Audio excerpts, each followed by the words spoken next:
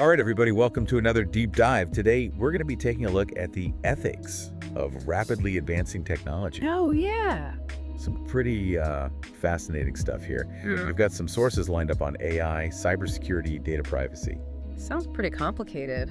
Yeah, it is. You know, technology is always like this awesome thing with so much potential. Right. But then there's this whole other side to it. The potential problems, Yeah. the ethical dilemmas, Yeah, the what ifs. What could possibly go wrong with this? Yeah, exactly.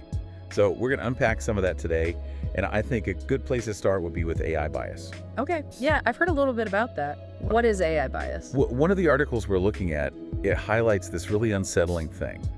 It's basically saying that biased algorithms can lead to unfair outcomes, Oh, wow. like in things like hiring loan applications, even criminal sentencing. Really, an algorithm could decide whether or not someone gets a loan or, is found guilty. Yeah, and it's not like a human is always making the final decision. So, Very. yeah, it is. So that's AI bias in a nutshell. So how does that happen? How does an algorithm get biased?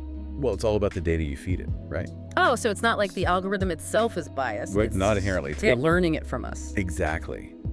These algorithms are trained on massive amounts of data, and unfortunately, that data can be flawed. I see. Can reflect existing societal prejudices. Hi. So if the data is biased, the AI becomes biased. So it's almost like we're teaching a kid bad habits.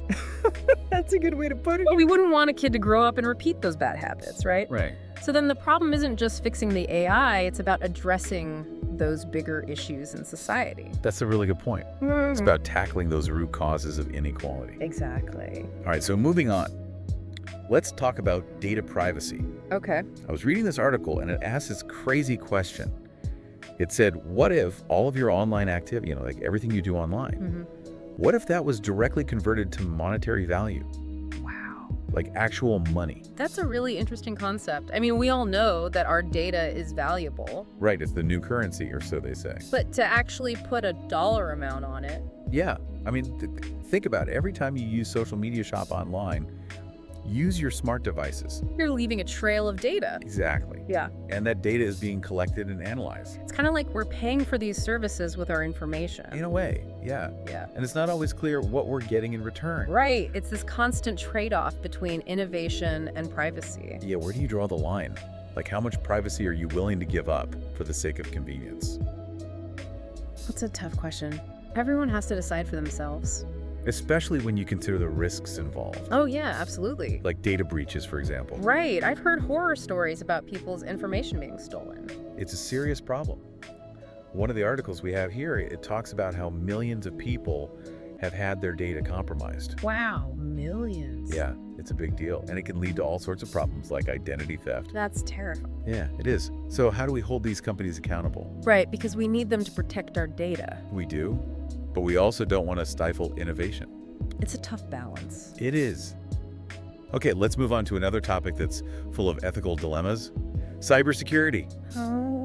This deep dive, it includes a section on ethical hackers. Have you heard of them? Yeah, aren't those the people who hack into systems to find weaknesses? Yeah, but they do it legally. Legally. Yeah, they have Cool. permission from the companies they're testing. Oh, so it's like they're the good guys. Exactly. They use their skills to identify vulnerabilities before the bad guys can exploit them. That's pretty cool. It is. But it does raise some interesting questions, like where's the line between ethical hacking and just plain hacking? That's a good question. Yeah. I mean, they're both using the same techniques, right? Yeah. So how do we know they're not going to cross that line? I guess it comes down to intent. Right. Ethical hackers, they're upfront about what they're doing. And they're doing it to make things more secure. Exactly. Yeah. And they get permission before they do anything. So they're basically helping these companies out. They are. Yeah. And they're hoping to keep us all safe. That makes sense. But what about those who can't protect themselves online? Like children and the elderly. Oh, that's a good point. They're particularly vulnerable. They are.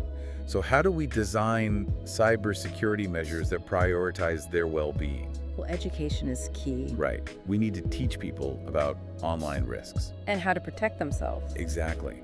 But it's not just about individual responsibility. No, we need to think about how we design these systems. Right. From the ground up. Exactly. We need to make security and ethics foundational elements. So it's kind of like building a house.